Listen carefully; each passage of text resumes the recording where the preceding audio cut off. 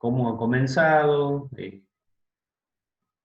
cuál era la idea del blog, eh, por qué el nombre, por ejemplo, a mí me llamó mucho la atención el nombre. Estuve leyendo algunas cosas, pero bueno, me puedes contar sobre eso.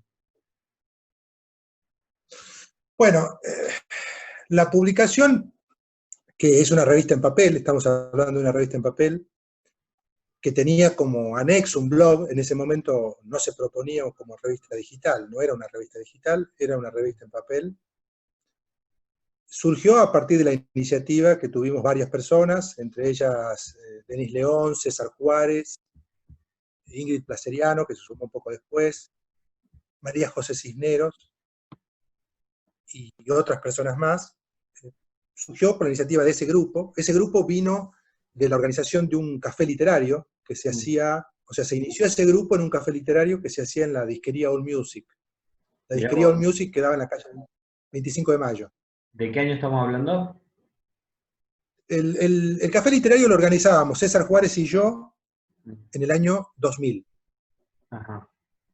En el año 2000 se hizo durante varios meses el café literario. Los organizadores, como ya te dije, éramos César Juárez, poeta, ensayista, filósofo, César Juárez y yo.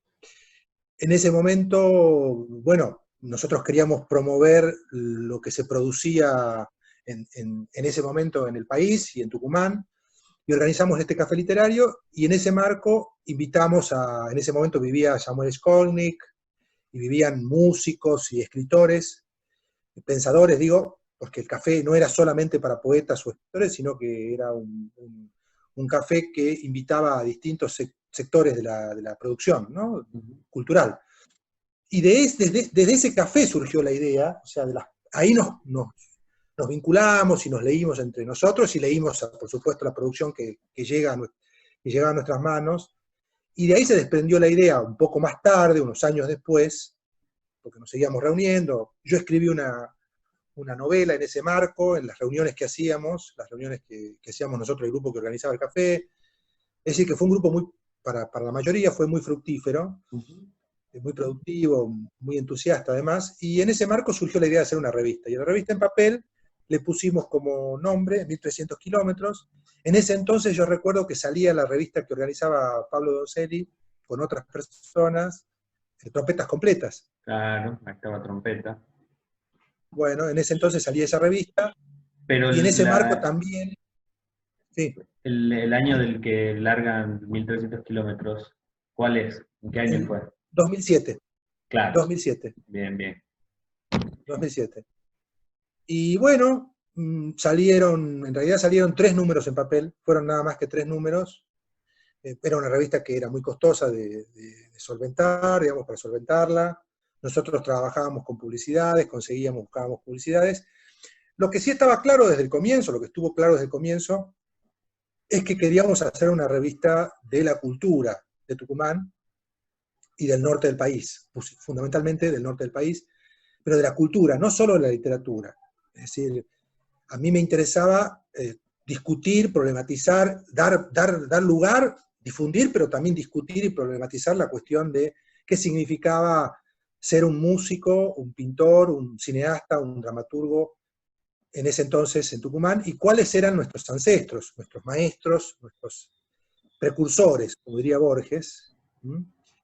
Y por eso es que nosotros hicimos una serie de dossier, o sea, la revista salía con una serie de artículos y secciones, pero tenía un dossier que implicó una producción importante de parte nuestra, porque en el dossier estaba dedicado a un referente de la cultura, y había que bucear, discutir, vos viste lo que son las reuniones de una revista, de una producción cultural, donde se discute cuál es el elegido para hacerle el homenaje. En el primer caso fue Hugo Foguet, el escritor Hugo Foguet, que para esos años, estamos hablando del 2004, 2005, 2006, en esos años, no, salvo algunas personas que nosotros tratábamos, como Inés Arauz, de la que nos hicimos amigos en ese entonces, salvo ella y un par de personas más, nos hablaban de Foguet. Nadie hablaba de Foguet, la verdad, en esos años. En la universidad, Liliana Mazara, que es profesora de la carrera de letras, fue la que creó después, viste, la especialidad en literatura del norte del país, hizo una especialidad en la facultad, pero todavía no se había creado eso, o sea, no existía eso, no se leía Foguet en la facultad, tengo entendido que ya hace varios años que lo leen y lo estudian, etcétera, pero para ese entonces, como te digo, 2006, 2007, nadie lo leía, salvo en fotocopias, incluso, ¿no? De la novela, estoy hablando de la novela Pretérito Perfecto, ¿no? Sí, sí. Y bueno, entonces el primer dossier estuvo dedicado a Foguet. Entonces, para hacer ese dossier, no solo, yo ya había leído la novela, digamos, y me había interesado por él como escritor, ahí aparece, digamos, en la selección de los autores, de los directores, de los músicos, de los pintores, para ser homenajeados, para dedicarles un especial, un número especial, un dossier especial. Había un debate interno en la revista, pero también tenía que ver con la cuestión autobiográfica, es decir, como dice Oscar Wilde, ¿no? La crítica es la forma moderna de la autobiografía. Entonces, cuando uno hace crítica, está hablando de sus propias lecturas, eso es lo que dice Wilde, Claro. y de su mirada de entender la escritura y los intereses que uno tiene. A mí me interesaba especialmente Foguet porque para mí, en mi camino de escritor de ficciones, en ese entonces significaba que leer a un autor que situara a sus personajes en la ciudad de San Miguel de Tucumán y en un espacio simbólico que yo podía acceder, al que yo podía acceder de manera inmediata, y esa contaminación de la ciudad desde la ficción, esos cruces entre la ficción y la realidad, o entre la realidad y la ficción, o los efectos de la ficción en la realidad, o los efectos de la realidad en la ficción, eran lo que más me interesaban en ese momento. Yo por esos años estaba escribiendo una novela, que fue la primera novela que publiqué, entonces Foguet se impuso como un autor clave, y bueno, yo empujé y todos estuvieron de acuerdo en que hagamos el dossier a Foguet. Pero ese fue el primer dossier. El segundo dossier estuvo dedicado a Ezequiel Linares, al pintor Ezequiel Linares, que Pintor, además tiene una claro. historia particular, porque es un pintor que nace en Buenos Aires, pero que recala en Tucumán y se instala en Tucumán y se convierte en el gran referente de los pintores de esas generaciones de las que Linares fue maestro, ¿no? Entonces, fue un referente para varias generaciones y fue un referente para la Facultad de Artes. Yo soy licenciado en artes, yo estudié artes plásticas, entonces me crié, digamos, como alumno de la facultad y como, vos viste, cuando uno va a la facultad, escucha hablar de los maestros, escucha hablar de un pintor. Él todavía vivía cuando yo era estudiante, entonces fue un referente muy importante también, y por supuesto se discutió en la revista si estábamos de acuerdo en hacerle el homenaje a Ezequiel Linares.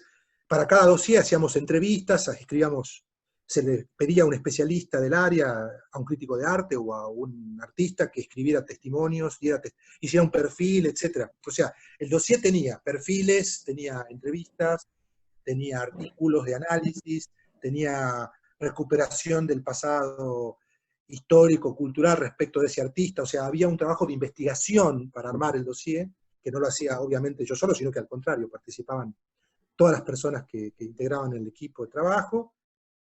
Y bueno, el tercer dossier ya estuvo dedicado a un dramaturgo, que es Quiroga, ¿no? Oscar Quiroga. También en el mismo caso, indagamos en el mundo teatral de Tucumán, consultamos a especialistas, de hecho Mauricio Tosi, quien todavía no se había doctorado en ese momento, hoy en día Mauricio es uno de los referentes centrales de la investigación sobre el teatro en Tucumán, ¿no? Y ya es doctor, quiero decir, se ha doctorado y ha expandido sus investigaciones, etc. En ese momento estaba aspirando a concretar su tesis, aspiraba a concretar su tesis. Él escribió un artículo dedicado al teatro de Quiroga, desde la especialidad, y nosotros, lo que no dije, es que se nos ocurrió la idea, bueno, a mí en realidad se me ocurrió la idea, uso el plural falsamente, a mí se me ocurrió la idea de hacer documentales que acompañen a cada dossier, ¿no? Es decir, que hubiera un trabajo audiovisual a la par que se publicaba el dossier en papel con los trabajos que ya comenté. O sea Y que de esa tenían, manera, era una bueno, ya no sé si catáloga de revista, pero era, tenía un soporte audiovisual y tenía un soporte en papel y además el soporte virtual, Sí, el sí, 1300 sí. kilómetros. Pero sí, pero insisto que lo de virtual era un añadido. Ujú. Vos pensás que en el 2007, seguramente, bueno, en el 2007 sí, sí teníamos internet todos en las casas, la mayoría, Y digamos, estaba en boga los blogs. No era cualquier pero en cosa ese que se volvió a poner de moda hoy, pero en ese momento los escritores surgieron, la mayoría de los escritores que hoy leemos, los más jóvenes, ¿no? Surgieron de sí. los blogs, escribiendo pavadas en los blogs y que de repente se han empezado a leer entre ellos y empezaron a surgir editoriales y bueno, vos conocés la historia. No era cualquier cosa un blog en ese momento, digo año 2007, era revolucionario, digamos. Claro, el Estaba blog era el soporte que se usaba, era lo que se usaba para transmitir y para publicar las producciones escritas que no fueran en papel, ¿no? claro. Sí, Pero la idea de efectivamente era ustedes así. era que fuera papel y lo ingresan a internet como una novedad o porque querían una llegada más amplia. Porque, eh, porque claro, porque era una vía de acceso para aquellas personas, sobre todo las que no llegábamos con el papel, porque la revista se distribuía en Tucumán, en Salta, en Santiago del Estero y en Buenos Ah, mira, Aires, en algunos kioscos y lugares. Nosotros teníamos un corresponsal, digamos, alguien que nos ayudaba a distribuir en Capital Federal. Yo mismo incluso llevé la revista en varias ocasiones, como solemos hacer, a distintos encuentros, viste, que uno participa, pero queríamos también tener circulación a través de Internet en otros lugares. Y así fue que la revista llegó a otras provincias y nos pidieron incluso. En un momento ensayamos algo que duró un poco tiempo, pero lo hicimos, es que ensayamos un sistema de socios, ¿viste? De personas que pagaron una ah, membresía. suscriptores. Exacto, teníamos suscriptores.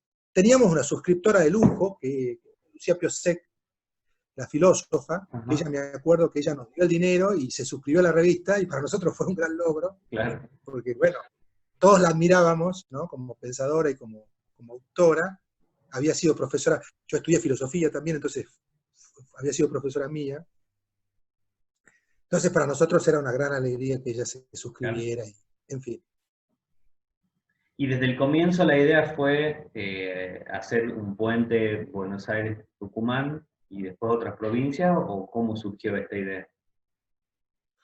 Bueno, el nombre 1300 alude a la distancia que hay, aproximada, por supuesto, entre Tucumán y Buenos Aires, y surgió en el marco de esa discusión, de esas discusiones de las discusiones que surgieron en ese momento acerca de qué significaba, qué significa, y sí, qué diferencias puede haber entre escribir y producir en una provincia marginal y una metrópoli, ¿no? Ujú, A mí esa discusión, digamos, en ese momento me resultó importante. Hoy en día no. ujú. Después yo me corrí de ese lugar, me parece que no dejó de tener sentido para mí, no digo que no tenga sentido para otros, ¿no? Es decir, no puedo hablar no ponerme en boca de otros. Me parece que esa discusión es válida o en todo caso es oportuna desde el punto de vista sobre todo económico y político, ¿no? Es decir, las diferencias son notorias, son obvias entre la existencia de una industria cultural en Capital Federal y en el resto de las provincias. Esas diferencias existen desde el origen de la República, desde el origen del país. Las detectó Alberdi y las remarcaron filósofos, políticos y estudiosos que vinieron después de ellos, de esa generación, la del 37. Y me parece que es a ellos a quienes les corresponde esa discusión. Es decir, a los que se ocupan de discutir la política de la cultura, en el sentido más amplio del término, ¿no? A los que se ocupan de discutir cómo se distribuyen los recursos, pero no sé si es una discusión de los que hacemos cine necesariamente, o de los que hacemos literatura, o de los que escribimos, o de los que leemos, ¿no? Me parece que Y en ese incluso yo momento, ¿por después, qué si estaba esto en boga, si estaba por qué en ese momento vos sí lo pensabas y lo discutías? yo supongo, aunque yo no era tan chico, Yo no era tan chico, digamos, ya tenía 30 años en ese momento, pero supongo que tendrá que ver con el fervor juvenil, ¿no? Con, digamos, el ímpetu vanguardista, es decir, con esta idea de enfrentar el mundo, ¿no? Me parece que a todos nos pasa a los 20 años, a los 18, no quiero ser peyorativo con nadie, por favor, lo digo en un sentido, no lo digo en un sentido irónico lo que estoy diciendo realmente lo que pienso, ¿no? Ujú. No quisiera que se lea esto de manera peyorativa, como si yo estuviera burlándome de alguien, pero me parece que a los 20 años, 18, uno se siente Adán, ¿no? Se siente Adán.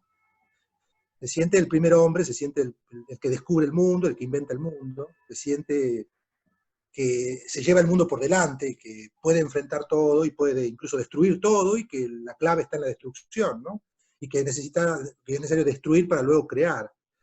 Me parece que este ímpetu juvenil lo tenemos todos a los 18, 20, y me parece que esta discusión, esta idea, formaba parte de ese ímpetu. ¿No? O sea, tenés que encontrar un enemigo, quiero decir, alguien a quien atacar, a quien golpear, con el quien pelearte, ¿no? Es decir, si no te peleas, te tenés que pelear con tus padres a los 18 o a los 20, y en este caso te peleas con la metrópoli, ¿no? Y Pero tratás de establecer.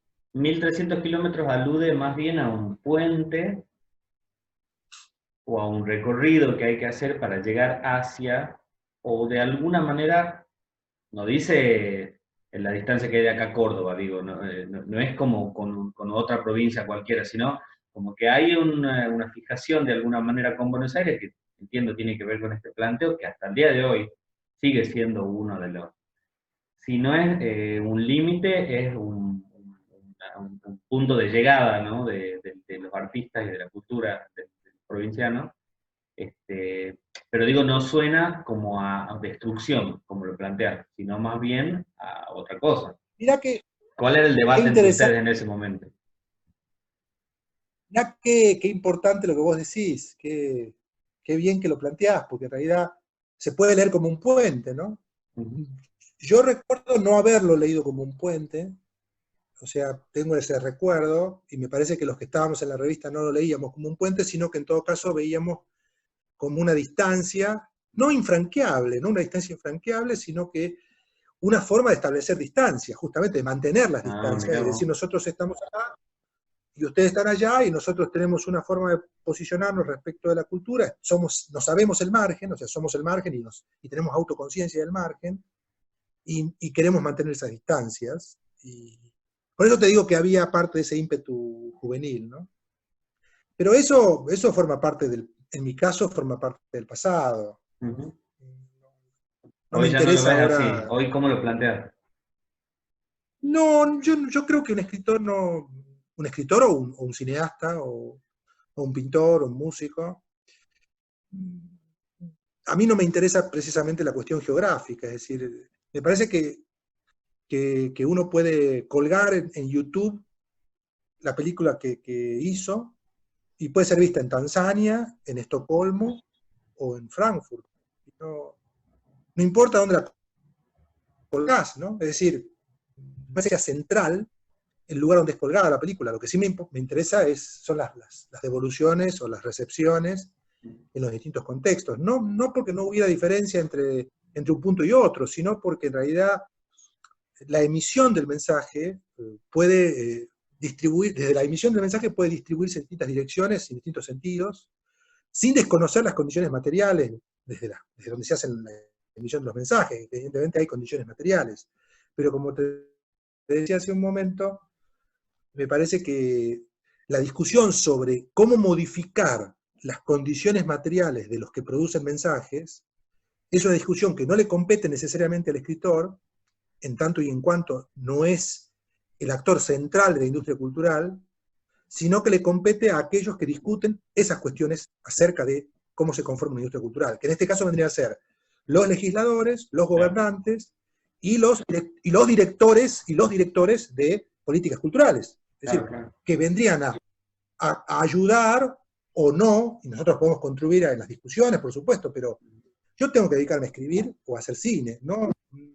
Si mi película llega a Frankfurt, llega más allá de que yo haya nacido en Tucumán o en Estados Unidos. Pero Mi está bueno experiencia, de hecho, plantearlo, fue. ¿no? eh, Desde el lugar de la experiencia, ¿no? Con el tiempo, bueno, como vos decías, a los 20 años uno piensa de una manera y cuando uno va creciendo, me imagino, sí, lo sé por mi edad, pero digo ya más todavía entrado en años, eh, quizás hay otras cosas que se van saldando, ¿no? Para que uno pueda llegar a arribar a eso, porque hoy por hoy está en boga.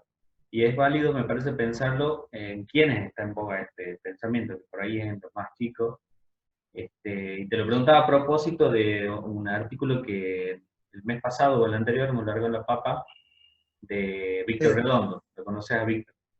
sí, por supuesto, sí. Él escribió específicamente sobre esto y donde plantea que a él le parece una idea que no se sostiene pensar que solo en las capitales se escribe buena literatura, porque eso quiere decir no sé, que toda la buena literatura de Inglaterra viene de Londres y la de Argentina de, de capital, y que para él lo que plantea es la buena literatura trasciende, ¿no? Que es como esta idea. Pero por algún punto es una discusión que siempre está, ¿no? Y me parece, me llama mucho la atención y hago hincapié porque, bueno, viene desde el nombre de la revista de ustedes, porque de alguna manera eh, querían mostrarle una distancia a Capital, no a los demás, ¿no? Entonces Sí, me parece como importante. Y siempre aparece esta cuestión política. Una de las preguntas que te quería hacer es, ujú, ¿qué contexto político es el que estaban ustedes atravesando? No digo tanto la Argentina, Tucumán, sino el grupo de ustedes, ¿no? Que no es lo mismo Tucumán que quizás el grupo que sí. ustedes hayan estado, ese grupo, es específicamente esas personas que se han reunido ahí, ¿cómo veían el atravesamiento político y económico, cultural de ese momento en Tucumán? Bueno, nosotros en el grupo teníamos miradas muy distintas, es decir, había personas que no militaban, otras personas que sí hacían militancia política, y otros que tenían, como es mi caso, un pensamiento crítico sin formar parte de un partido. Es decir, había diversidad de miradas, coincidíamos en esto de hacer una reivindicación y una difusión, sobre todo de la cultura del norte del país. Nuestro objetivo era empezar por Tucumán, lo que teníamos más a mano, pero seguir por las otras provincias del norte. Eso sí, rechazando la mirada folclorista, es decir, la mirada del color local, ¿no? Ajá. Ya habíamos leído a Borges, el escritor argentino y la tradición, entonces ya sabíamos que lo primero que no haría, o lo primero que no haría un árabe sería escribir sobre camellos, porque los camellos los tiene ahí al lado, entonces no nos interesaba la reivindicación del color local, quiero decir. Y tal vez, en mi caso, voy a hablar por mí nada más, eh, desde ese entonces ya me interesaba la cuestión cosmopolita, ¿no? La relación del lugar del origen con las culturas distintas, diferentes, y el intercambio, sobre todo el intercambio con otras posibilidades, con otras miradas, ¿no? Entonces, sí, la cuestión de cómo se distribuyen los bienes simbólicos y de qué manera se genera un mapa de la escritura en cada uno de los países siempre está presente. Pero me parece que me parece a mí, ¿no? Lo digo con cautela y con prudencia, digamos, me parece que es un camino sin salida, ¿no? Lo que hay que discutir es qué dinero se distribuye, cómo se distribuye el dinero para generar becas o producir subsidios en los distintos lugares del país. Después, cómo escribe un cordobés o cómo escribe un tucumano, y si hay diferencias entre un neuquino o un mendocino y un tucumano, me parecen cuestiones ridículas. A mí personalmente no me interesa, digamos. Yo creo que la lengua es un patrimonio de los que hablamos la lengua, y en todo caso la tarea del escritor es explorar la lengua y no encontrar diferencias mezquinas o la parcela geográfica que le corresponde a cada uno.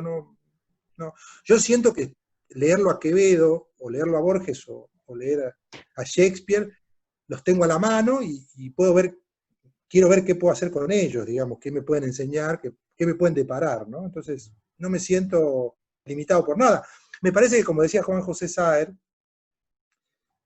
apelar solo al sector geográfico que uno tiene más a la mano es una autolimitación que se impone el escritor, es decir, no tiene Bueno, sentido pero decir yo justo escribo Saer, que ha o hecho hablo. trascender la luz y la sombra de la fronda de los paraísos a todo el mundo casi. Este, Bueno, pensaba en precisamente él porque no tenía una cuando mirada, lo planteabas, digamos. pero precisamente porque no tenía una mirada localista de lo local, ¿no? Me parece que el Claro, problema el problema, me parece, de los tradicionalismos es que tienen esa mirada tradicionalista. Uno puede reivindicar el pasado sin tener una mirada tradicionalista o folclorista. Me parece que el problema es ese, ¿no? bien, bien. Sí, no, me parece bien interesante porque, claro, una cosa es escribir sobre lo que ves, porque en este punto cuando hablas del tradicionalismo, creo que el arte en general uno escribe lo que ve, lo que tiene alrededor, ¿no? Ujú. O por lo menos.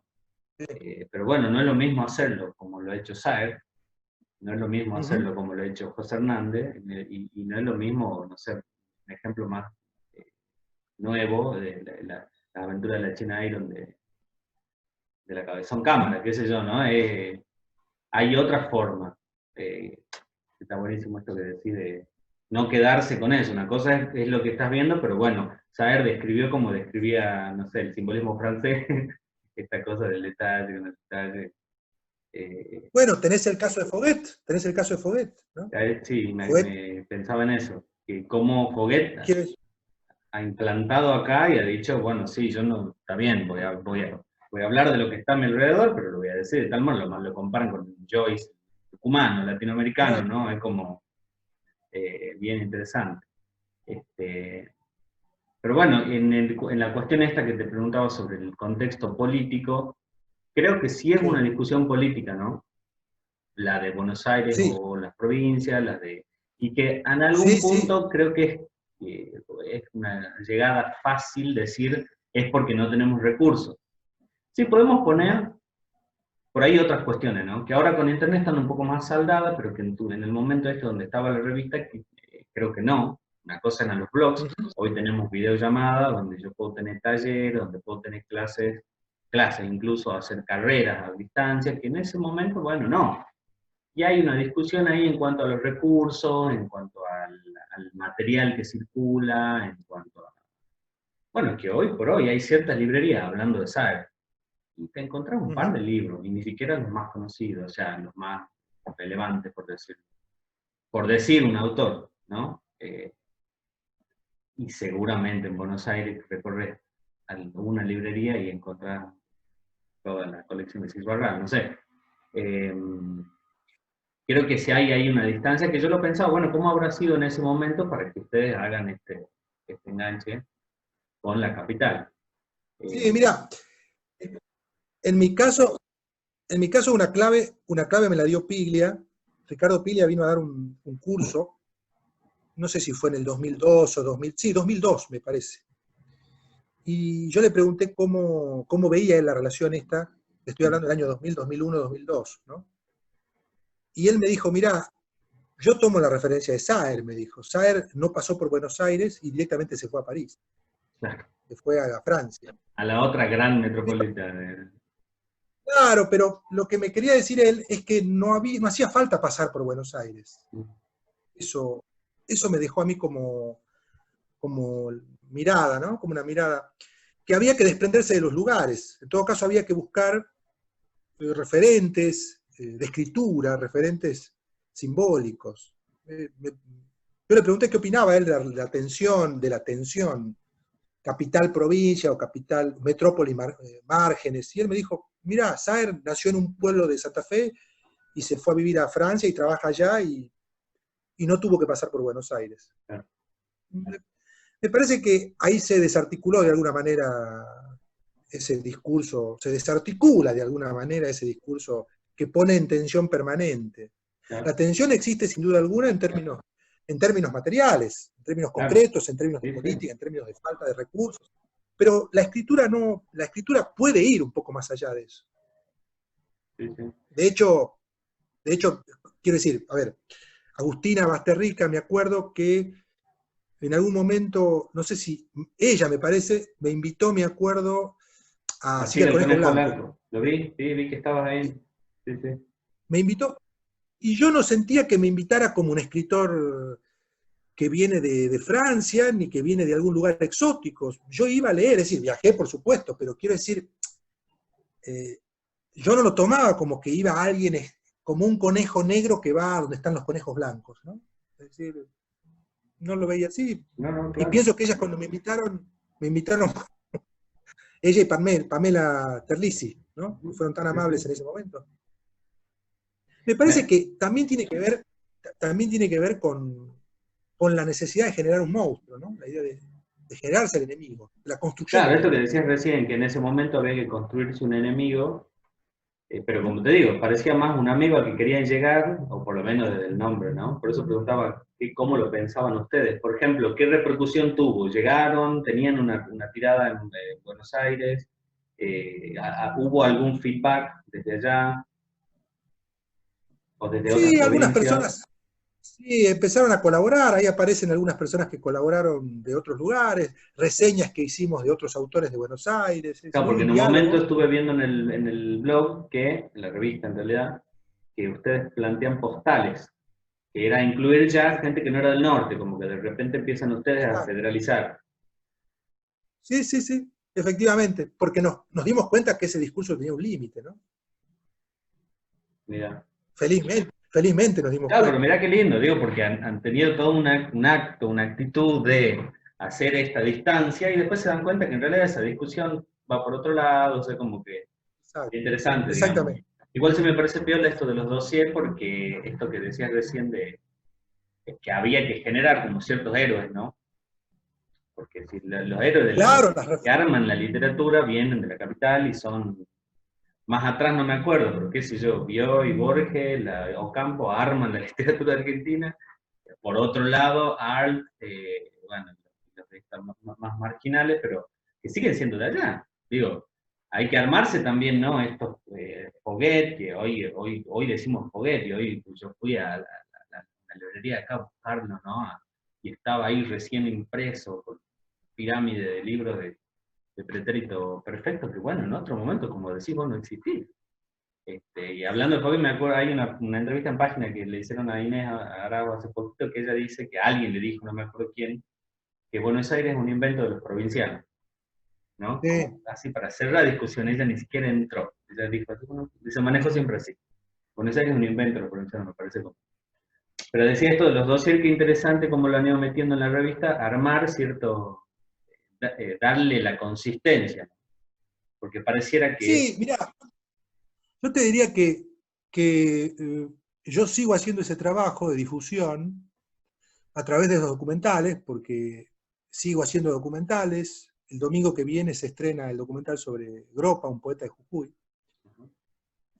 pero ya sin la carga esta que mencionábamos antes, uh-huh, sin esa construcción del enemigo. Es decir, porque de hecho, tal vez, no, por supuesto no tengo ni siquiera el mínimo interés en compararme con Sager, en absoluto, ni siquiera el interés, ni el deseo, ni la posibilidad de compararme con Sager, pero a mí, yo tuve la oportunidad de viajar, de presentar los documentales en Nueva York, mis libros en Nueva York, o en París, o en otros lugares, y quizás haciendo ese recorrido que proponía Piglia, ¿no? Uno advierte que no tiene ningún sentido la discusión aldeana, la discusión claro, interna, digamos, de si quiénes son más patriotas o quiénes son menos patriotas, o ese enfrentamiento que finalmente me parece un enfrentamiento menor, ¿no? uh-huh, Entonces, cuando uno difunde, lo difunde ya sin digamos, la amargura, ¿no?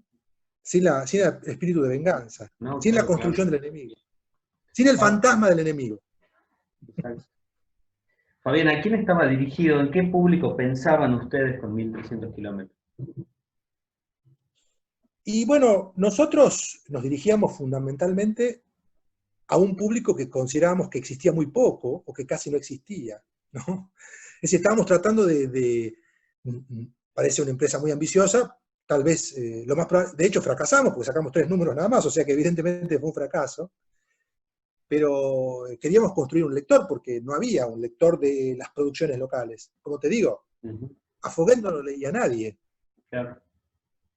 Entonces, darle la tapa del dossier a Foguet significaba buscar un lector que no existía, construir un lector, ¿no? Salvo los que conocían a Linares en la Facultad de Artes, Linares era un pintor que había sido muy reconocido por generaciones previas a la nuestra, anteriores. Y Pero en ese era ese un, momento Linares había dejado de hacer exposiciones, entonces no era un claro. pintor que era tan reconocido fuera de la Facultad de Artes. ¿Y era un clima de época o era algo que ustedes como un termómetro más sensible lo han podido captar? Digo, la gente no leía, no consumía, pasaba, digo, con el arte, con el teatro, con... Mira, ahí estás tocando un asunto que a mí me parece importante, que tal vez tenga que ver con algo que estudian muy bien los sociólogos, y que en mi caso nada más que puedo hacer referencia, ¿no? Nada más que una referencia, porque no soy un especialista, pero me parece que habría que indagar cómo se construye la identidad de Tucumán. La identidad social, la identidad psicológica, la identidad étnica, la de la multietnicidad, ¿no? La identidad social, sobre todo la identidad cultural, porque me parece que lo que nosotros percibíamos, o lo que yo percibía en ese momento, es que algunos ciudadanos, no voy a usar el genérico, no voy a usar la expresión universal de el tucumano, ¿no? Algunos tucumanos tenían cierta tendencia al olvido o al rechazo de lo que se producía acá. Entonces, habría que pensar si eso se transformó, si eso cambió. Digo, lo podrías responder vos, o los de tu generación, o de personas un poco más jóvenes, quiero decir.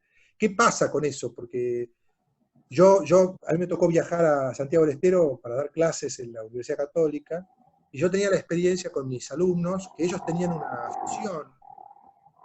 una afición genuina por los autores locales, incluso hasta reivindicación de los autores locales, pero acá en Tucumán no, no circulaban, no había interés, al menos así en algunos sectores. Entonces, tal vez por esa vocación de dar lugar a esas voces acalladas, o secretas, o semiocultas, es que nosotros hicimos la revista, buscando ese lector que no existía, ¿no? O sea que fue una búsqueda fracasada desde el comienzo, porque no había ese lector, pero bueno, ojalá haya quedado en algún lugar alguna huella de esa construcción destinada al fracaso, digamos.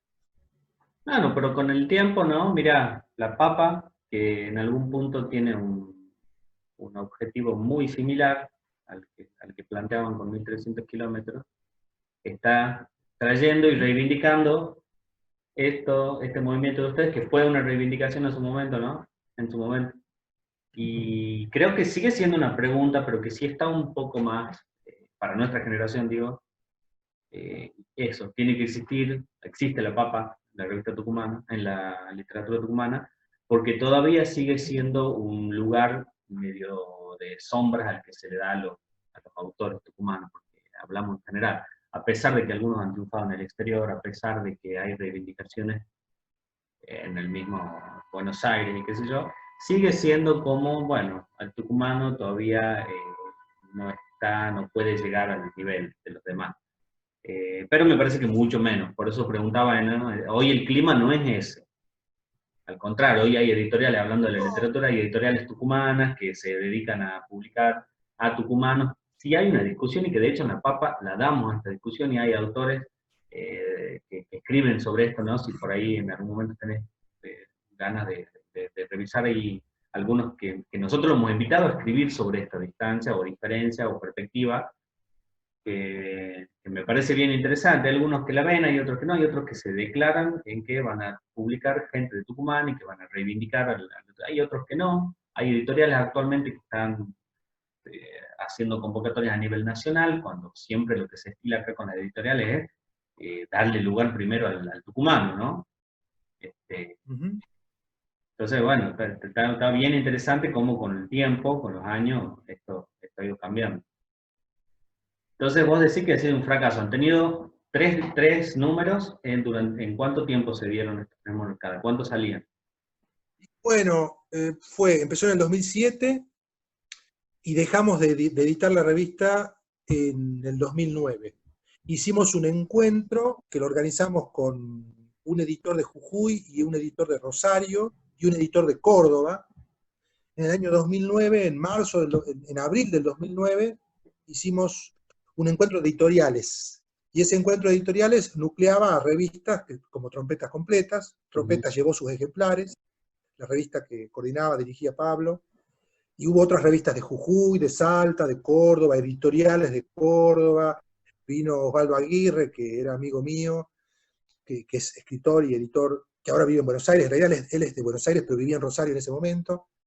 Y vino Reinaldo Castro, que es un editor y escritor de Jujuy, y vinieron editores de Córdoba, como te digo, escritores, Sergio Gaiteri, me acuerdo, un amigo escritor de Córdoba, Y yo creo que ese acto, esa reunión donde hubo discursos, exposiciones, bueno, lecturas, etcétera, de alguna manera marcó el fin de la revista, por la sencillísima razón de que nosotros, mi esposa y yo, tuvimos nuestro primer hijo, Bruno, y ya nos fue difícil llevar adelante la revista como lo veníamos haciendo. Entonces, Bruno nació en marzo, el encuentro fue en abril, yo me acuerdo que fuimos con Bruno de un mes en el cochecito, y después de eso ya el grupo no pudo seguir funcionando. No hubo un cierre, digamos, por una razón más, digamos, de gloria, ¿no? No hubo ninguna cuestión gloriosa, sencillamente fue una cuestión elemental, cotidiana, de no tener las posibilidades físicas y temporales de seguir haciendo la revista. Claro, claro. ¿Tuvo algún nombre ese acto final? Sí, Encuentro de Editoriales Independientes. ¿Y era algo Encuentro de editoriales. que se realizaba periódicamente o hicieron ese y nada más? No, fue el único que hicimos. Ah. Fue el único, y creo que fue el primero, por lo menos en los años 2000.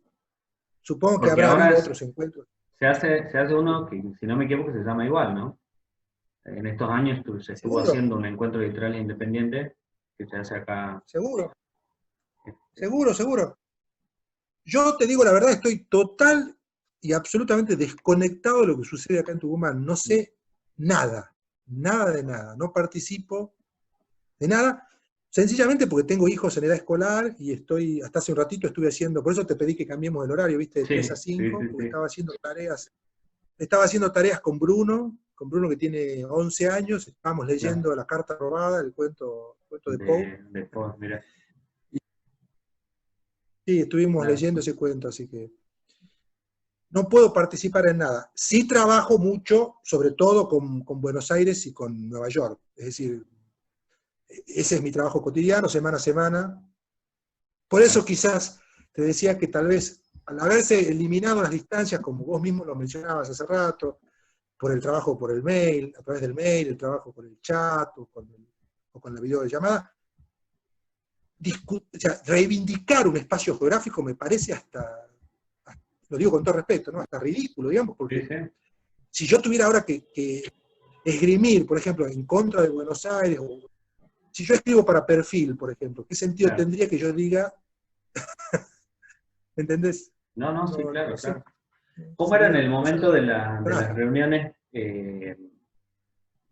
Había un punto de encuentro, me imagino, por supuesto. ¿Tenían periódicamente reuniones, encuentros? ¿Cómo se decidía con qué editoriales trabajaban en ese momento para la impresión? ¿Cómo ha sido esta parte como más mecánica de 1300 kilómetros? Mirá qué buena pregunta que me haces, porque eso tiene que ver con la hechura, ¿no? Con el hacer, la parte artesanal, el aspecto artesanal. Está muy lindo recordar eso. Está muy bueno. Sí, mirá, Mario Tapia, que después hizo una revista que se llama La Imberbe, no sé si la conoces a la revista, es una revista de música, que sacó muchos números, Mario, él es el director de la revista La Imberbe. Bueno, es una revista que salió en papel, sacaron como 40 números. Es más, ustedes deberían entrevistarlo es una idea, ¿no? Una sugerencia. Mario tenía una imprenta. Entonces Mario Tapia, yo después te doy el dato, Mario Tapia. Él es músico y él hizo una revista sobre músicos de Tucumán, sobre músicos de Tucumán y del norte. Bueno, y él tenía una imprenta y con él arreglamos la cuestión económica, cuánto nos iba a cobrar para imprimir la revista. Él la imprimía. El primer diseñador de la revista fue actual director de cine, con muchas películas ya hechas, Pablo Schembri. Pablo Schembri, que es director, que hizo esa película Zombies en el Cañaveral. Sí. La última película que hizo. Bueno, sí. Pablo fue el diseñador del número 1. Mira. Pablo fue el diseñador del número 1. Después Pablo, bueno, tuvo por otros trabajos que trabajaba en la Caja Popular en ese entonces, no pudo seguir. Y se incorporó mi hermano, Lautaro Soberone, hizo el diseño, y la impresión la hacía Mario Tapia, ¿no? Y hacíamos 500 ejemplares. Ajá. ¿Y lo repartían cómo? Y bueno, lo distribuíamos en los kioscos del centro de la ciudad. Íbamos nosotros, yo empecé a conocer en ese momento, en el 2007, los kiosqueros, las personas nos explicaron cómo trabajaban, cómo se trabajaba con los porcentajes, qué porcentaje iba para el kiosco, qué porcentaje quedaba para los que vendían, los que hacíamos la revista. Claro. Lo llevábamos a las librerías, a la librería Manfredo, en la Facultad de Filosofía y Letras, y también llevábamos a otras provincias, cuando alguno viajaba o algún escritor venía de Salta o de Santiago, y de Jujuy, bueno, mandábamos los números, empezaron a colaborar personas de Santiago del Estero también, entre ellos Adrián Bonilla, y de otras provincias, y bueno, se fue ampliando el círculo hasta que no pudo seguir saliendo la revista. ¿Y cuántas páginas tenía cada revista? Y era variable, pero tenía entre 60 y 80 páginas. Ah, bastante. Era una revista... Son varios artículos, Sí, varios sí. artículos con varias secciones. ¿Y convocaban a Dardo quiénes para Nofal, por escribir? ejemplo, nos colaboró, recuerdo, colaboró con una... Eso te iba a preguntar, ¿qué nombres te acordás de los que han convocado para los artículos? O sea, ustedes pensaban ciertas secciones y invitaban a gente, y que ellos escriban lo que querían. No. Nosotros habíamos pensado las secciones, estaban muy bien pautadas las secciones, divididas. Trabajamos mucho en eso y bueno, empezamos a invitar para cada sección. Por ejemplo, cuando hicimos una sección sobre medios de comunicación, lo invitamos a Dardo Nofal, que había sido jefe de redacción de La Gaceta y un escritor que nosotros también leíamos, Dardo Nofal, que desgraciadamente murió, que había publicado ya 2 novelas y estaba a punto de publicar la tercera en ese momento.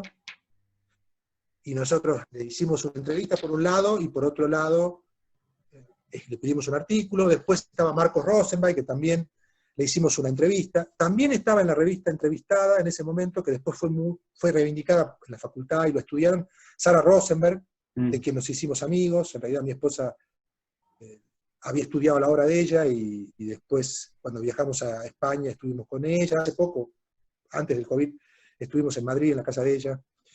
Y bueno, y así. Y con Inés, en realidad Inés apoyó también mucho la revista, Inés Arauz, porque cuando íbamos a hacer el dossier sobre Foguet, el primer dossier además que lo preparamos mucho, ella nos dio mucho material gráfico, ¿no? Ella tenía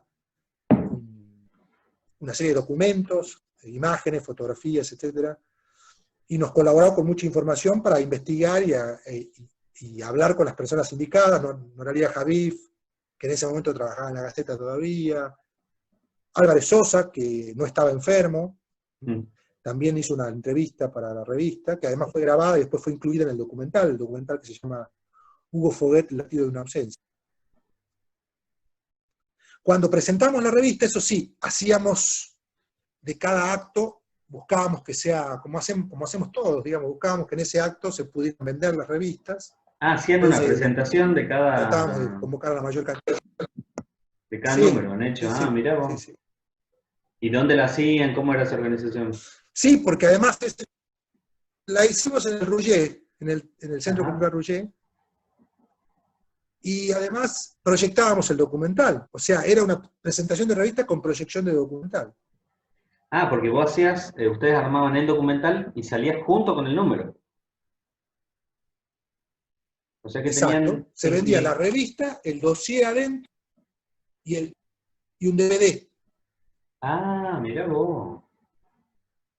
Mirá vos qué interesante.